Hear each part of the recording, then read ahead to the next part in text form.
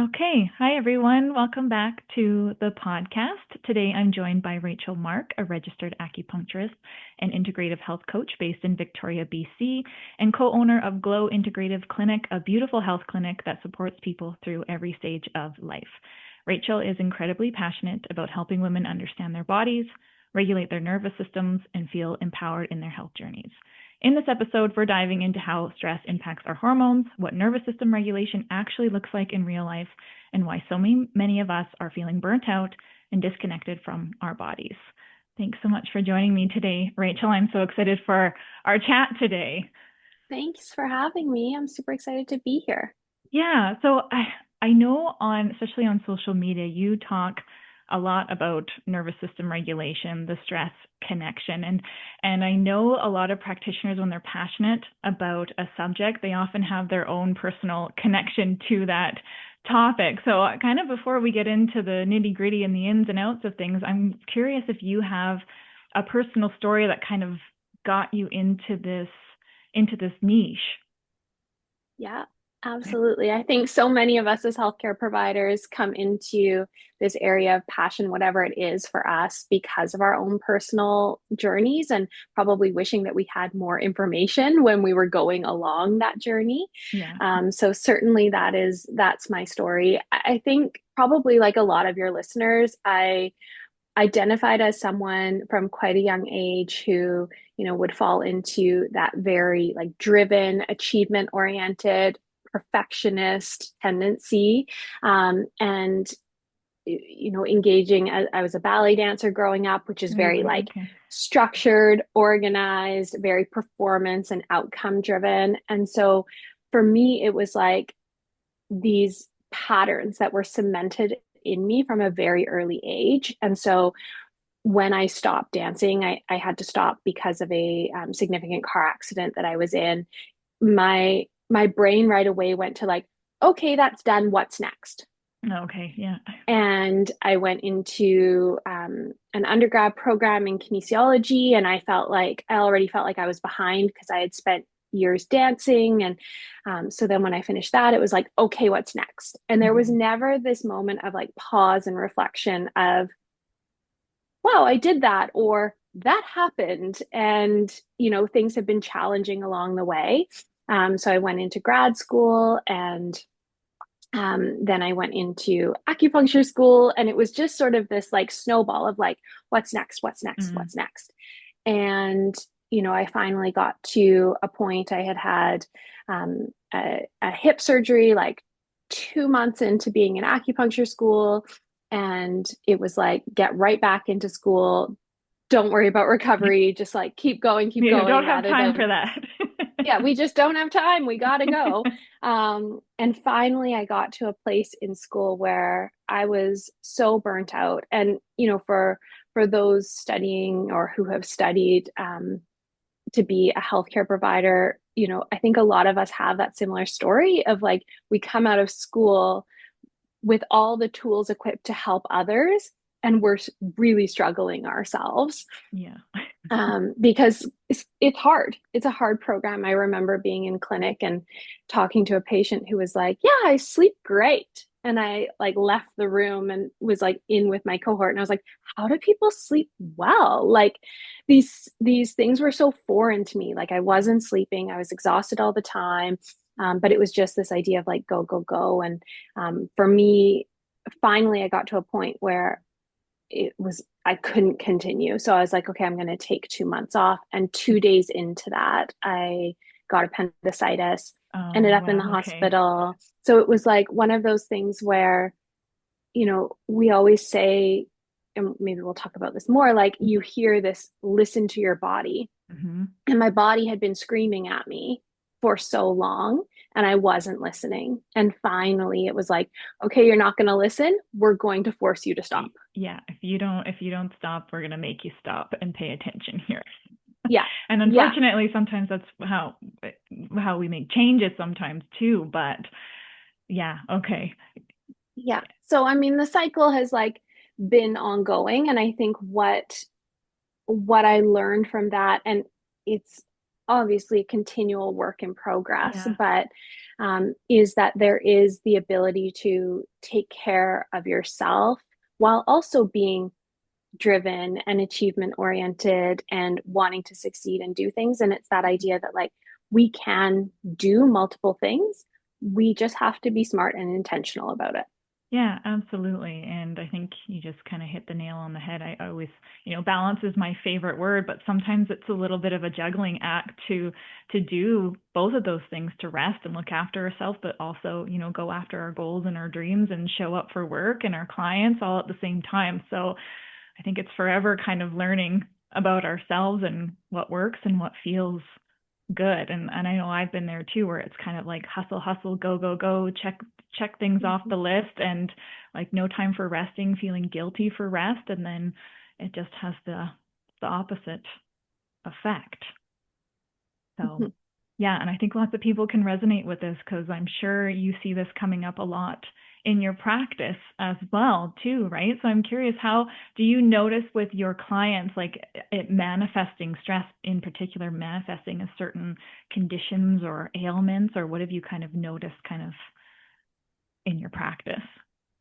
Yeah, what I find is that people will often come in with, you know, a list of a few different symptoms that they're experiencing. And a lot of the work that we end up doing is like putting the pieces together, connecting the dots of Mhm. how these things are all related. But I see a lot of insomnia, like that sort of 1 to 3 a.m. wake up, Yeah. a lot of anxiety, low motivation. So this feeling of, you know, I know I should, quote unquote, like eat this way, or I should be exercising, or I should be meditating, or whatever that may Mhm. be. But I just have no willpower to do it. Like I can't get myself to do that. Um, I see a lot of uh, changes in terms of like reproductive hormones. So Yeah. whether it's challenges with fertility, changes to the menstrual cycle, increased perimenopausal symptoms. So that's kind of like the most of what I see. Definitely some digestive pieces in there as Mhm. well. And what I find is really supportive for people is often to like zoom out, and rather than focusing on how are we going to treat each of those symptoms, it's like how can we connect the dots to recognize like what is the primary driver. There can definitely be multiple drivers, but what is the primary driver of those symptoms, and how do we address that one thing versus like your list of 6 or whatever that Right. might be. Yeah. Everything, it's interesting how everything's so connected, especially with the nervous system at the same time. And I think when we have those other ailments that kind of come up, whether it's digestive issues or reproductive issues, we're like, okay, well, how do we go and fix those things with supplements, with food? And we kind of leave stress outside of the picture. And we're like, well, we know that we need to manage our stress, but it's like, well, how do we do that? What does that look like? And I don't know, I'm so busy that it's easier sometimes just to focus on the things we think are kind of the big drivers too. Mm-hmm. So, Mm-hmm.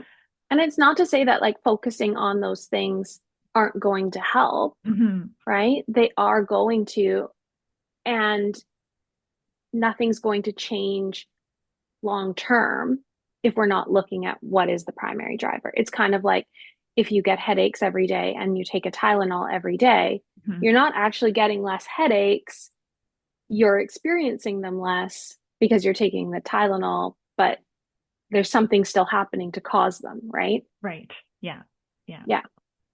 Yeah. So I kind of, before we get in, I wanted to talk specifically about cortisol because I feel like you hear it everywhere, especially online. It's like cortisol is, the root of all of our issues, and inflammation and cortisol face, and it's the reason why you're gaining weight. And I get questions every single day. Like I had somebody the other day be like, I think I need to do a cortisol detox, and like asking about like different supplements and things like that to lower cortisol. So I think there's a lot of buzz and a lot of confusion about what actually that hormone is and how it's not all bad. So I was wondering if you can share a little bit more about like what is, when we're talking about cortisol, what even is it? Mm-hmm. Yeah, great question. Uh, Cortisol is a hormone in our bodies.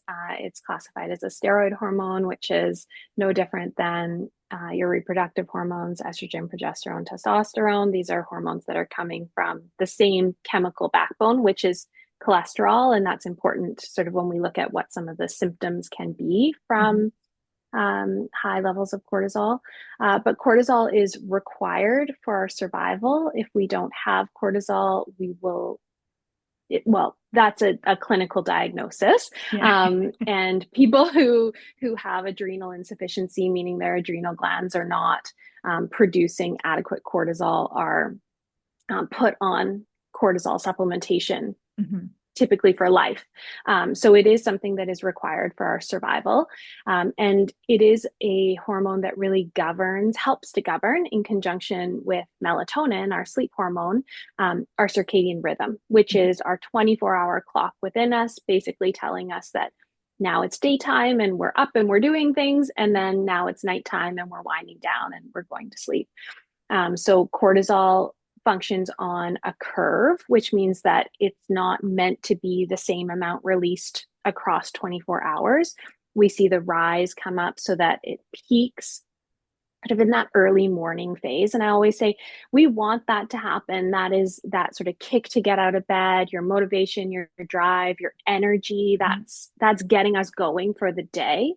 And then as the day goes on and we move into that early evening, it starts to decline. And so it's at its lowest point just as melatonin is starting to pick up, which is what makes us feel sleepy and tired. And So the tired. two create this really beautiful dance together, so that we have energy during the day and then we have sleepiness at night.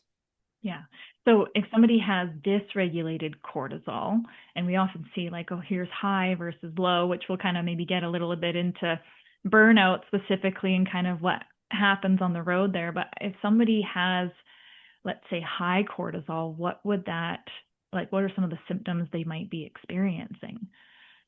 So thinking back, like from an evolutionary perspective, cortisol was used in our bodies in that way that I just described to govern our circadian rhythm. But it is, and this is, I think, why it gets such like a bad rap on social media and in sort of the wellness influencing world, is Mhm. that it is our primary stress hormone.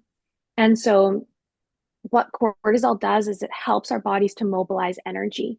And in a normal functioning uh, a healthy functioning body with cortisol working at that regular curve that we just talked about, that's giving us that energy for the day.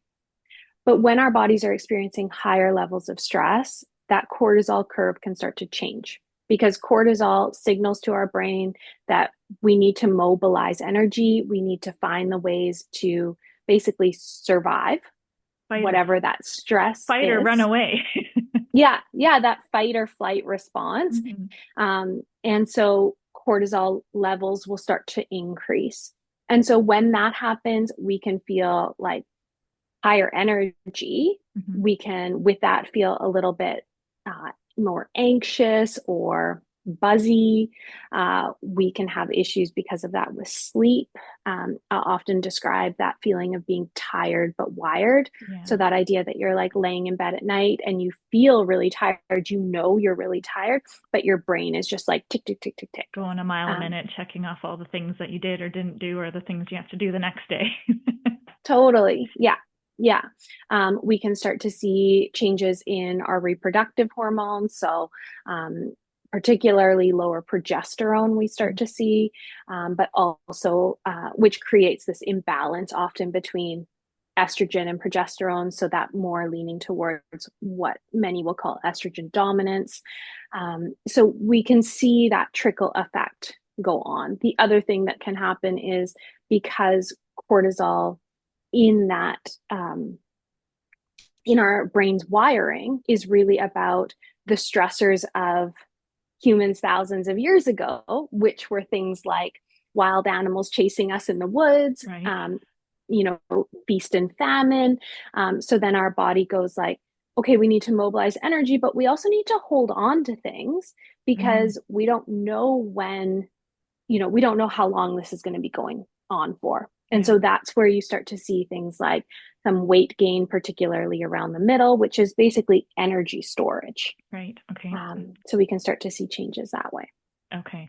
Yeah, I always think it's kind of interesting that yeah, the fight or flight is you think originally is yeah, we wild animals chasing us or we got to chase and hunt something, but kind of modern day stressors look a lot differently. Like, we're sitting at our desk stressing about, a work deadline or a school project or our kids or the fridge broke down or whatever it is. So, and maybe not necessarily even utilizing some of that energy that's kind of coming from that stress response at the same time, which kind of correlates to with that weight gain at the same time. So yeah, and I Yeah. think there's just confusion too around like it's just very much labeled stress, especially cortisol, that it's all bad. It's not it's not bad. We just don't want it to be chronically elevated.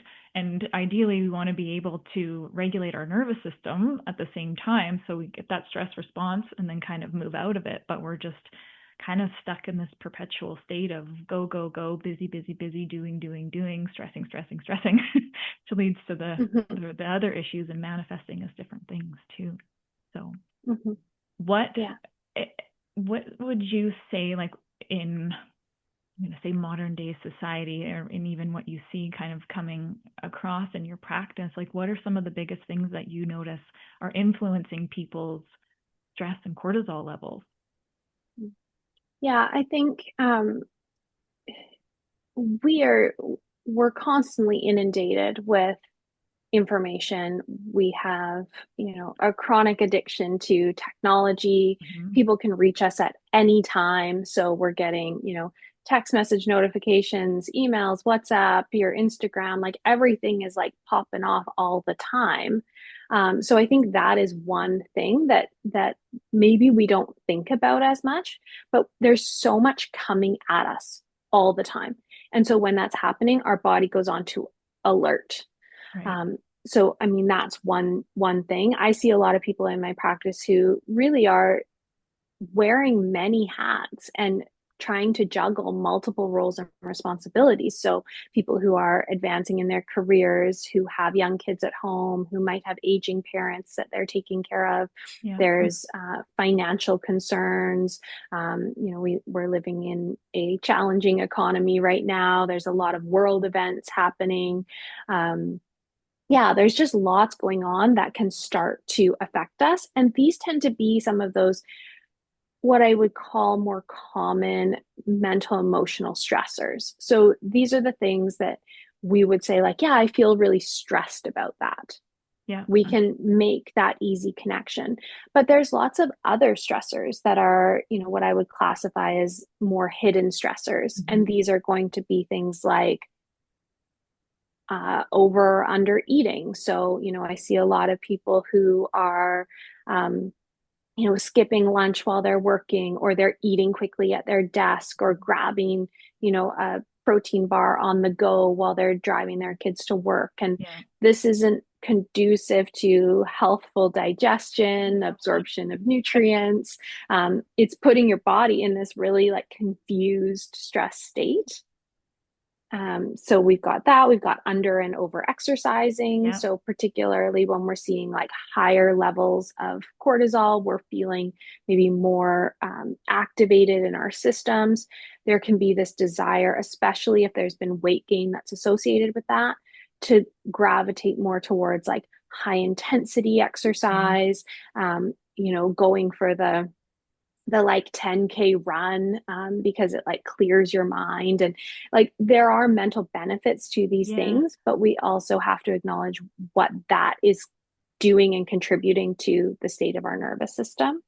Yeah, I think it's a catch-22 sometimes with those because I often find people, even if they are burnt out and they go and do those they feel good when they do it because they're kind of getting like, that dopamine rush and all those sorts of different things, and they almost get addicted to it. But it can be counterintuitive, especially if they are struggling with nervous system dysregulation too. And I think especially with if weight loss is kind of in the picture, it's that typical, okay, well, eat less, exercise more, and then we fall into that trap and just leads to all other issues.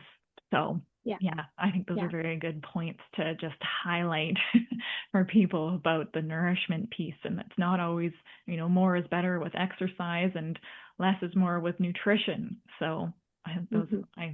I love those two pieces. Yeah. Yeah. And I think there's lots of other hidden stressors too. We can think about environmental exposures. So Mm. we also, another big thing we're seeing in the social media sort of wellness influencer discussion right now is on microplastics. Mm. But we are the things that we see as these trends, like the conversations around cortisol, all of these different things. There is a basis to it. It's Yeah. it's just that these are not the be all end all. We like to think in black or white, right? So it's like Mhm. it's good or bad, but we have a lot of environmental exposures as well. So thinking about what's in your personal care products that could be affecting your thyroid, estrogen levels. Those are anything that we're exposed to, our bodies have to process. So we think about sort of that added burden and what that can do, thinking about, potentially like mold or things like that in our homes, or yeah, there's lots of things that can contribute. Poor sleep is a big hidden Yeah. stressor. Yeah. Um, we need sleep. We need sleep, and it's Yeah. hard when cortisol is dysregulated for sure. Yeah, so that same kind of, stress is too high, we have hard trouble sleeping, and then we're not getting enough sleep, so then our cortisol levels are, it's like Yeah, a cycle that can be hard to break yeah, sometimes too. absolutely. Yeah, I often think of stress as like, it's like in layers, right? We think of like the big things that we know are stressing us out, but then there's other little things like our blood sugar and our sleep and even the things that you mentioned, mold and environmental things too. So it's kind of looking at each of those things too and recognizing if it's playing a role in someone's health at the same time. So, Mhm. yeah. So I know you touched a little bit about the connection of cortisol and you talked about the progesterone and estrogen. How does, if our cortisol levels are out of balance or chronically elevated, how does that show up with our other hormones, like things like thyroid or testosterone? And yeah, we touched on progesterone a little bit, but maybe could you elaborate a little bit more, like why? Oftentimes with those hormones, we're like, well, if it's a thyroid issue, we should address the thyroid, but why should we look at cortisol first, maybe? Yeah, yeah, absolutely. And, I think one thing that's important to say is that our bodies are incredibly smart in terms of prioritizing. Mm-hmm. And so when we're experiencing stress, our body goes into, as you said, fight or flight mode, survival mode. And the biggest piece there is everything else doesn't matter. Like if you think about sort of stressors of thousands of years ago and you've got a lion chasing you in the woods, digesting your breakfast is not that important, No. right? Like having a baby, which is really why our reproductive hormones are primarily there as women, our menstrual cycle is for reproduction, Mm-hmm. whether you're on a fertility journey or not. Um, that is sort of the foundation of those hormones working together. And so if you're being chased by a lion, conceiving is not a great idea, No. right? And so our brains are very smart at prioritizing, and the way that the sort of structure and hierarchy works in terms of hormones being produced within our bodies is, as I mentioned, the backbone to many of these hormones is cholesterol, which is why our diet plays a really important role in hormone health. And so, what our brains do is it basically says, well, there's only so much cholesterol here, and we're being chased by a lion. So, we need to reroute that cortisol that cholesterol that would be, nicely distributed between these different hormones Right. to primarily go to cortisol. Mm-hmm. And so Okay. we can start to see this difference in terms of we see lower progesterone. Progesterone tends to be the first that's affected. And that's why one of the primary symptoms that we see with elevated cortisol is luteal phase symptoms. Mm-hmm. So people in the latter half of their menstrual cycle leading up to their period, um, there can be irregular periods, but there can also be a lot of shifts in mood, higher levels of anxiety, higher levels of depression, Yeah. more bloating, low energy, irritability, all those sort of classic PMS symptoms. Yeah. We see that elevated because Okay. progesterone's like our chill, calming Calming. hormone. Yeah. Helps us get to Yeah, sleep. And yeah. yeah, Yeah. yeah, Yeah. yeah. And Like the so that body's like, what's the most important thing here? Get us out of this totally, situation. So we're going to shuttle all of our resources over there and everything else.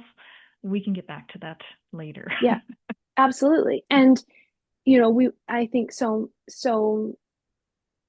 often we want to blame our bodies for that, but it's Hmm. actually brilliant, right? It's Yeah. our bodies are being so smart in this ability to reroute and sort of change priority based on what's coming at us. Right. So it's one of those moments often where I'm like, oh, our bodies are just so amazing. And I also recognize it's really frustrating, Yes. when we're experiencing that list of symptoms. Yeah. So we can see that drop in progesterone because that cholesterol is being rerouted, and then what really can influence that is like the relationship between progesterone and estrogen. So estrogen may not be higher, but in relationship to drop progesterone, it seems high. And so Right. we see more symptoms related to that estrogen dominance. So more painful periods, shorter cycles, breast distension and tenderness, Hmm. other dysregulating factors in hormones that can lead to things like PCOS, endometriosis, fibrocystic breast tissue, uterine fibroids, those types of things. So we can see shifts that way as well as that discrepancy in relationship builds between estrogen and progesterone.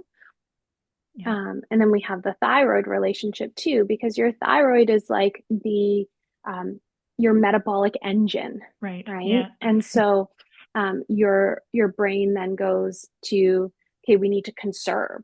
Hmm.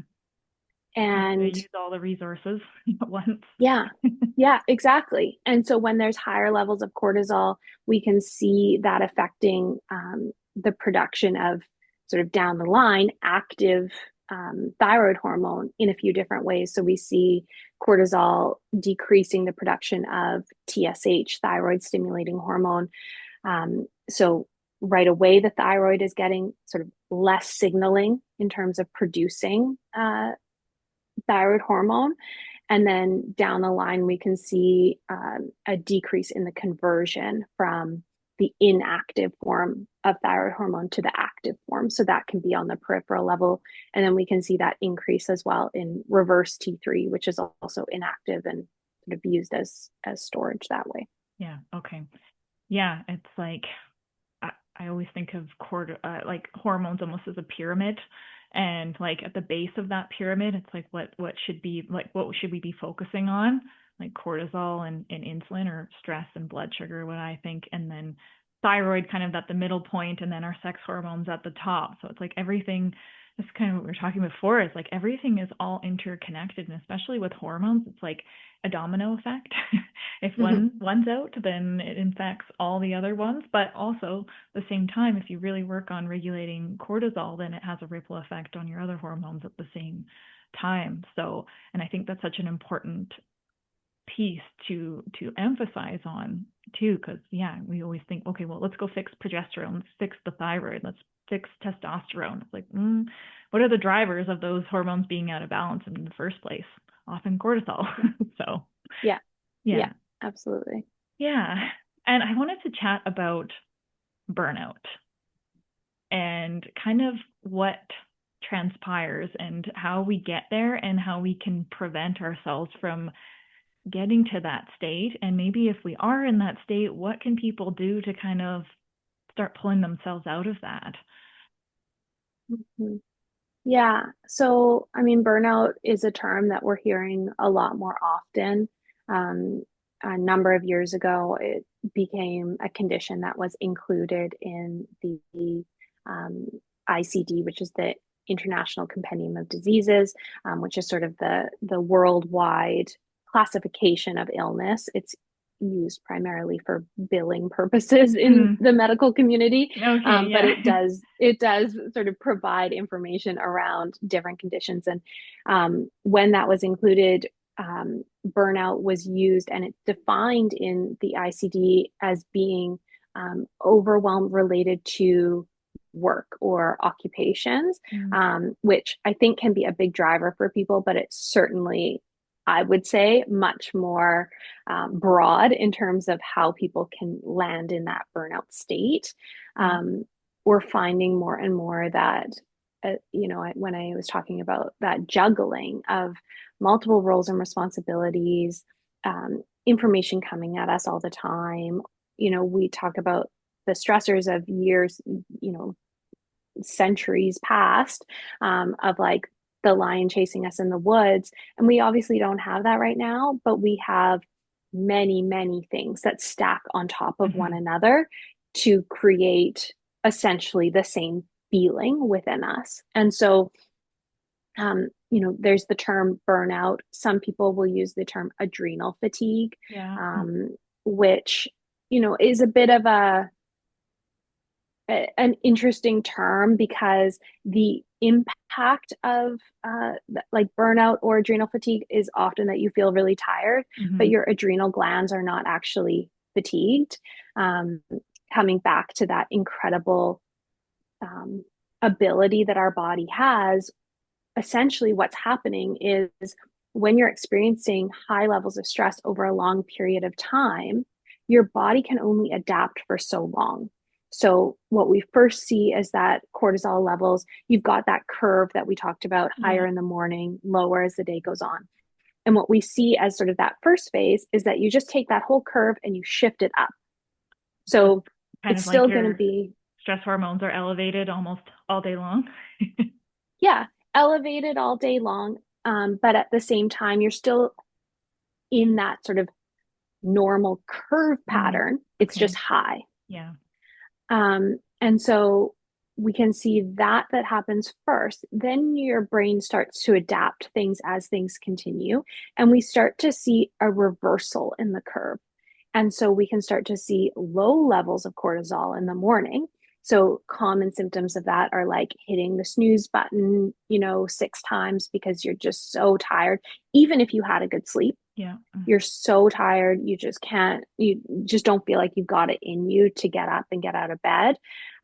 You're kind of dragging yourself through the day, which then brings us to, maybe having more caffeine, Right. to like help get us going, which, Sugar. yeah, sugar, caffeine, yeah, lots of, those sort of stimulant type things Yeah. that are going to give us that quick energy. And then we're going to see cortisol start to come up as the day goes on. So then you're like wide awake and Mm. wired into the night. And so really poor sleep. So we can see that sort of reversal curve. And then eventually, what happens, because every system in your body, and we've talked about many of the potential symptoms, but every system in your body has receptor sites for cortisol. And so we can start to see a lot of shifts that start to happen in the body's overall functioning. It becomes hard on the liver, it becomes hard on our cardiovascular system, it becomes hard on our musculoskeletal system, and then a lot of our reproductive system, our endocrine system, lots of different things going on. And so our brain suddenly says, "This isn't safe anymore. Like, Yeah. this is not okay. There's going to be serious damage to these organ systems that could take place if cortisol continues to remain high." And so it starts to slow down the signaling through what we call the HPA axis, which is the hypothalamic pituitary adrenal axis, which is basically just the hormone cascade for cortisol to be released from your Right. adrenal glands. Yeah. And that starts to get shut down, and so we start to then see low levels of cortisol. And it's that sort of low, almost flat line. Like, we're not seeing a curve, we're not seeing these boosts, we're just seeing low. And that's when Mm. we're going to see, that's when we're moving into more of that like burnout Burnout. diagnosis. Okay. Yeah. Yeah. So it's kind of like that chronic stress, body's like, hey, we can't keep up with this anymore. We're gonna, as another protective mechanism, we're gonna downregulate so that we don't get into real trouble there too. So Mm-hmm. would you, I just wanted to, we talked about the curves and like different, having high cortisol in the morning, low at night, or low cortisol in the morning, low at night. How would somebody find out like what their cortisol levels are doing throughout the day? Because sometimes I think there's a little bit of overlap too between if someone has high and low cortisol, some of the symptoms are kind of similar. So it can be hard to know if it's high or low cortisol, and especially kind of in the world of like supplements and herbs, because I know you have to be a little bit careful. Like if you have low cortisol, you don't want to take, a herbal supplement that's going to further lower it, because then you can get into real trouble there. So how might somebody know if they are one or the other, and through either symptoms or testing, or yeah, what do you typically recommend? Mm-hmm. Yeah, I mean, I think testing is always a really great idea, that idea of like test, don't guess. Mm-hmm. And so there's lots of different ways that cortisol can be tested. Sometimes people will go to their doctor and be told, like, they'll be sent for a blood test where it's like you go and you get your cortisol tested. And that doesn't really give us much information. It can be helpful if you're doing a morning cortisol to Mm-hmm. give one piece of the picture. But keeping in mind that cortisol is supposed to change over the course of 24 hours, knowing where it is at one point in that 24 hours only provides this tiny snapshot Yeah. into what could be happening across a full day. And so that's where some of the more functional tests can be really supportive. I know you use the Dutch test Yeah. in your practice, Mm-hmm. which is a urine test that's measuring at different points. Yeah. There's also saliva testing. You can do serum or blood testing across 24 hours, but that's not as nice for people. Okay, that doesn't sound so So fun, does it? yeah, yeah. So like a 24-hour saliva or urine test can be really helpful to put those picture or the pieces of the picture Mm-hmm. together so that we can get a better sense of what that curve looks like. We can start to connect some dots. Yeah.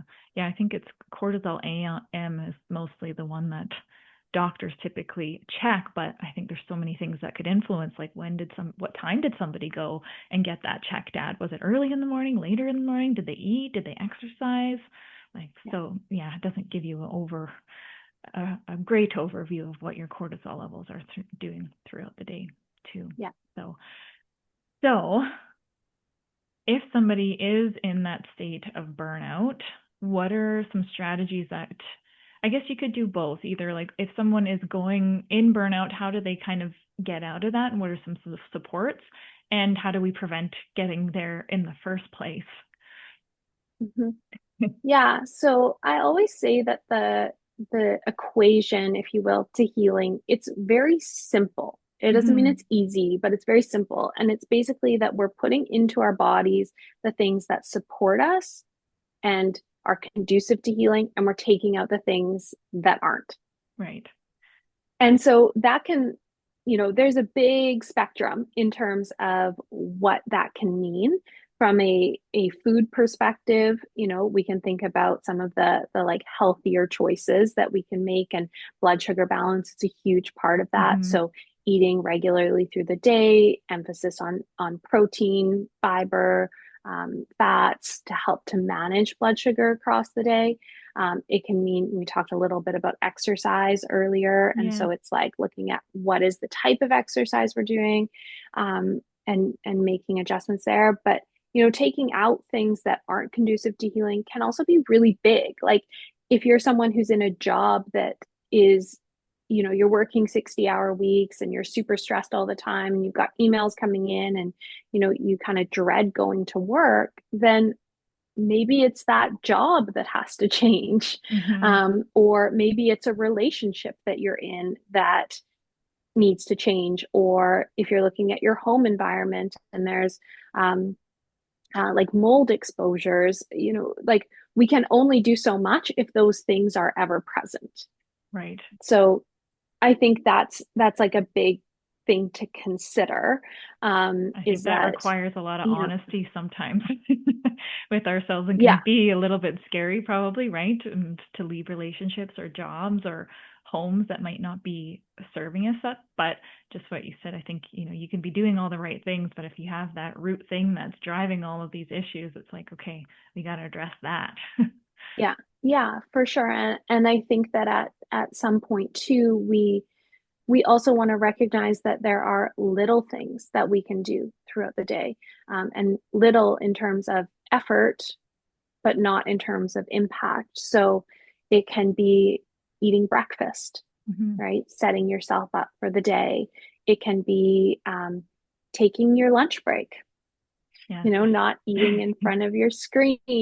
It can be getting outside, to have unprotected sun exposure within 30 to 60 minutes of waking, which is really important for supporting our circadian rhythm. Mm-hmm. So it can be things like that. It can be, setting a timer so that, every 60 minutes you take a break from your screen, you get up, you move around, you take 5 deep breaths.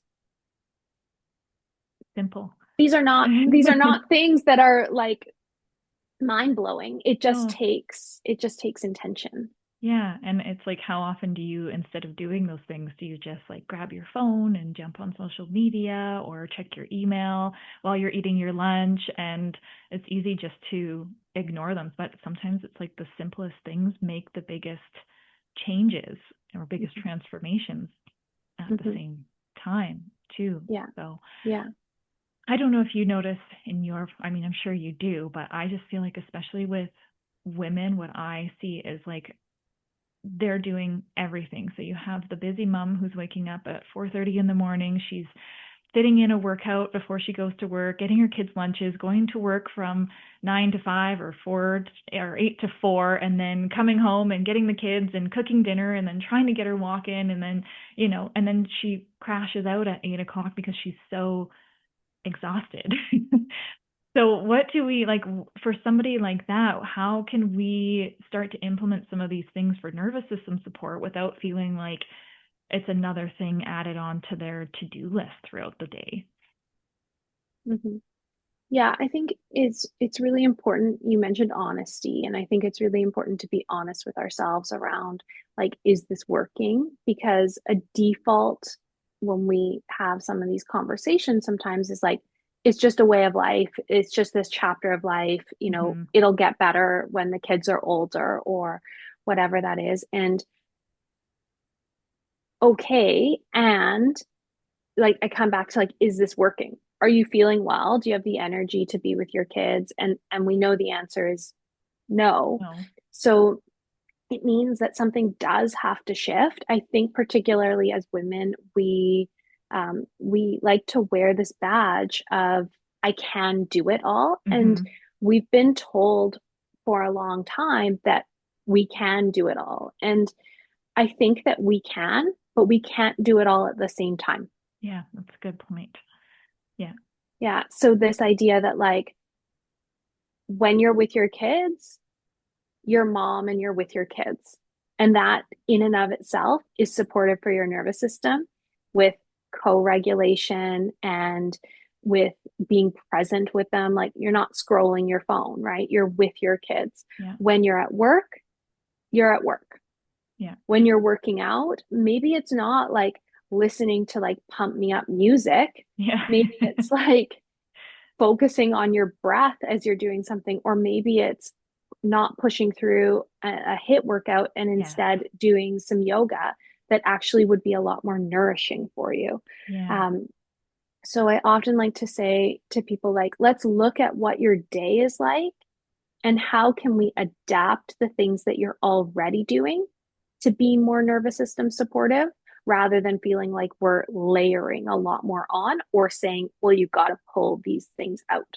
Yeah. And I think also at the same time, it's like permission to kind of rest and slow down, and it's almost like practicing not feeling guilty for not being able to do all the things because it's not working in the first place. But even simple things like swapping your workouts, or sometimes it's like maybe you would benefit from maybe getting an extra hour sleep that day versus making yourself get up and doing a crazy intense workout, but I think that balance sometimes is hard, and especially if we're kind of driven to think like, well, you got to do it and you got to push yourselves and got to be motivated, and no matter what, like you're going to be lazy if you don't do those things. So it's almost like uh, rewiring those thoughts and listening to the body and like, okay, what do I actually need today? Maybe a walk would be better than going to, the F45 class today, and or maybe sleeping in a little bit would be the better option. But sometimes it's hard. It's easier to say than do sometimes.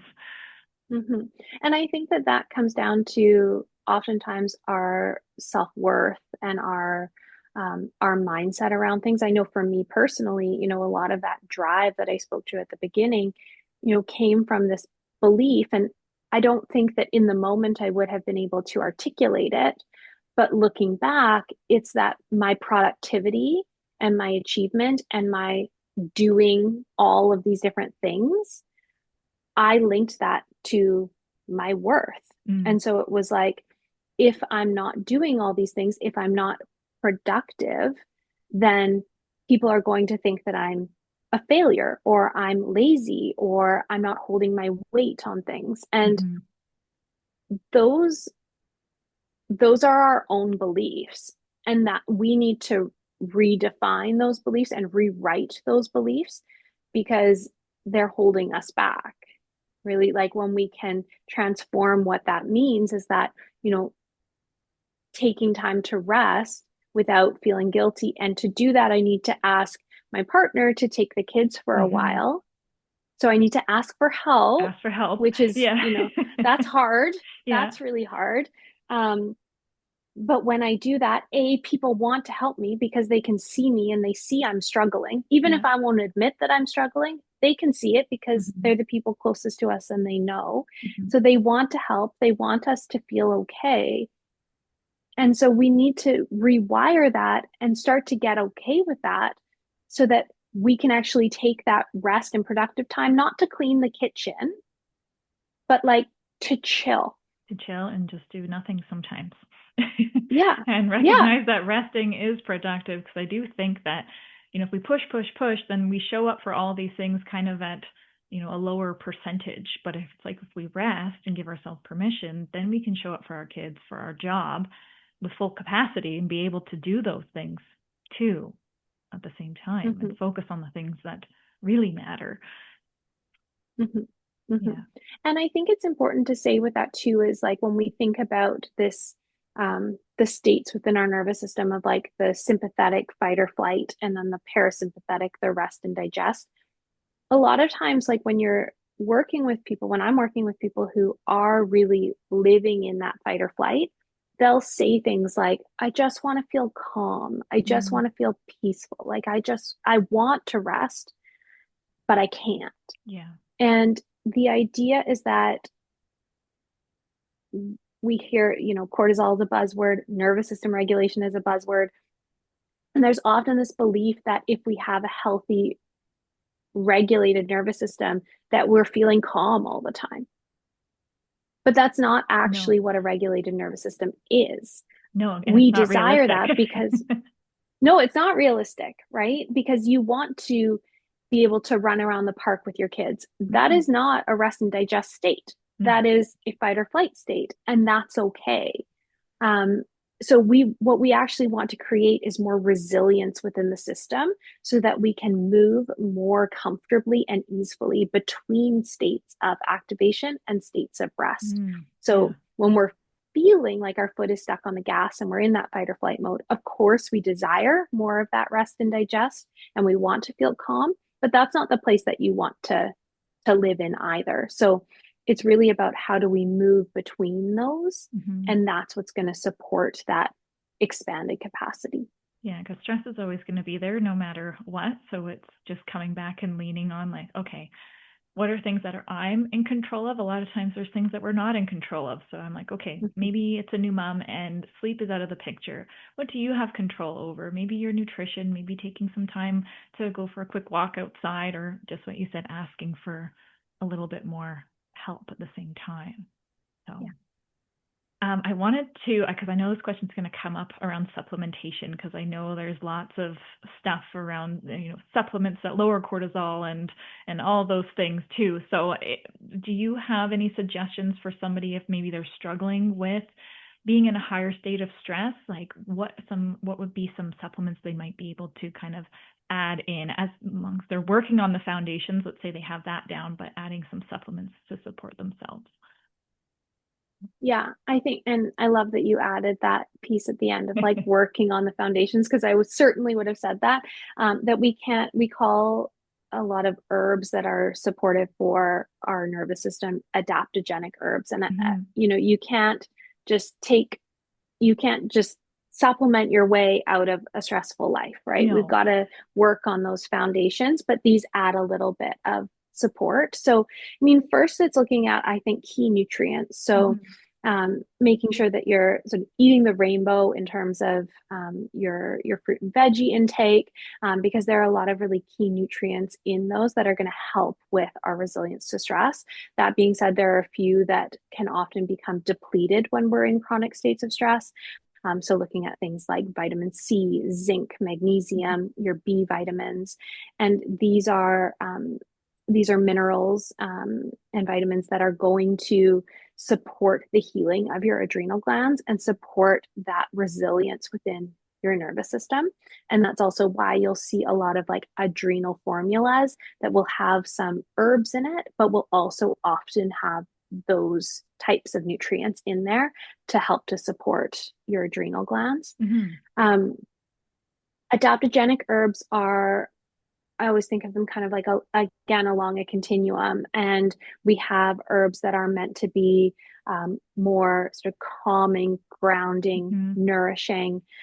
These are going to be things like ashwagandha, reishi mushroom, Mhm. um, holy basil. These are That's things my that are favorite going to one. be a little bit, yeah, Coffee. I Yeah. love it too. Yeah, yeah, tea. And that's Mhm. what's great too, right? Is like we can take a supplement, like you can take a pill or a tincture or something like that. But I love when we can look at teas, Mhm. because that's also the act of making tea is something that can feel really nourishing for Mhm. ourselves. It's like you're going through that very simple process, Yeah. but you're like, and then there's that comfort that comes from a nice drink too. Um, so we've got those that are going to be more on the like calming, nourishing side of things. And then we have ones that are on the other end of the spectrum that are going to be a little more boosting, a little Mhm. more stimulating. So that's for that person that's feeling, just really exhausted, like that flat line, kind of like no motivation, low mood, Mhm. and just feels like you need to get that little bit of oomph back in. Adding a little bit of gas And to the so tank. yeah, totally. And so that's going to be herbs like um, rhodiola, eleuthero, licorice, things that Mm. can help to kind of just give that little bit of a boost.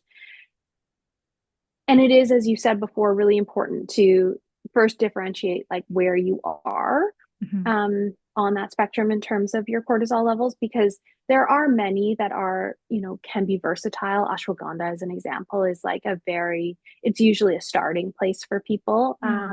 with adaptogens, because it can support either way. But there are some that are a little more specific that we really want to be mindful of.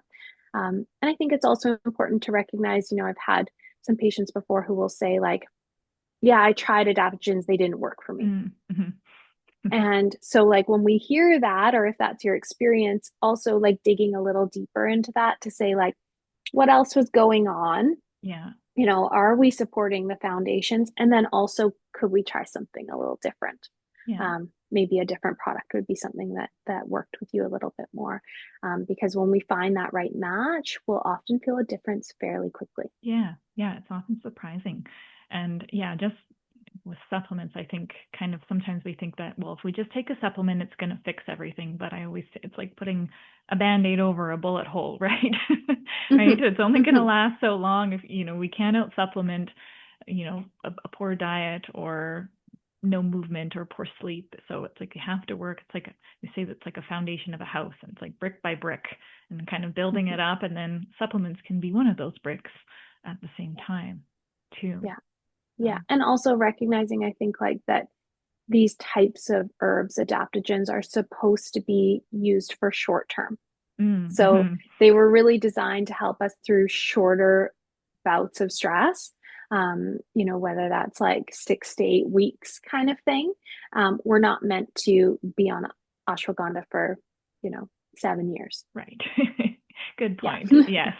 Yeah. Yeah. Yeah. Awesome. Well, thank you so much. That was very informative. And I think that just clears up some of the noise and buzz kind of around cortisol. And, when we say like you need to support your stress levels, now people have some actionable things that they can actually do. And maybe after listening to this, just help some people to kind of, do a bit of a reflection and see maybe areas of their life where they need to take a little bit of inventory and maybe adjust some things. So thank you so much for joining me today. So where I know you are on Instagram a lot, is that where people can find you or learn more about your work and how you work with people and get more information? Yeah, absolutely. That's a great place. So, my Instagram handle is rachelmark.ca. We also have a lot over on the Glow Integrative Instagram Yeah. page, which is Glow Integrative. And we're a multidisciplinary health clinic that supports women's health across the lifespan. And we also have a lot of online offerings as well, and more coming up in the next few months. So, stay tuned Yeah. over there. You can also go to my website, rachelmark.ca/quiz, and I do have a free quiz. It takes like 2 minutes, Mm. and it's looking at how much is stress affecting your hormones. Oh, So it can perfect. give you a good landscape there, and starting place to just sort of start to make those connections of what is this connection going on for me, and is this something I want to address? Yeah, if I need to look into it a little bit more. Yeah, I saw that you teased a little bit. I think it was yesterday that you have a new project on the horizon. So I'm excited to learn more. And of course, I'll link your Instagram handle and your website below if anybody wants to visit or learn more about Rachel. And thank you again for joining me today. Thanks so much for having me.